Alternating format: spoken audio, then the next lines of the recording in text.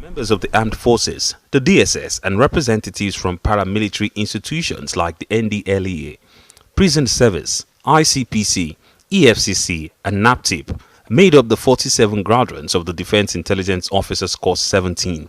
The course will provide resources for viable intelligence to meet contemporary and forcible national security challenges.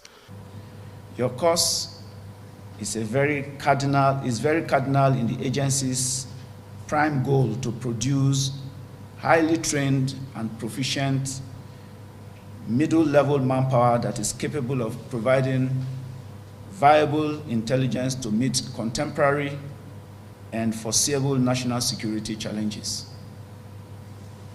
Expectedly, it also serves as a platform for joint training by the agency involving the services as well as other security and intelligence agencies towards achieving synergy for joint operations.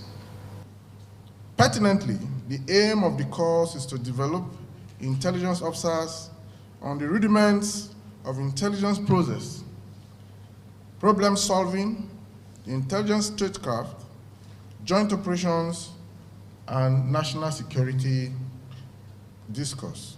Participants share their experience. And having gained from experienced instructors in this college, going out of this place, there is no better time to leave this place with this kind of knowledge than now, considering the challenges we're having in our country today. And our knowledge of intelligence will help build our operations in joint operational environments. It will help build what we will do.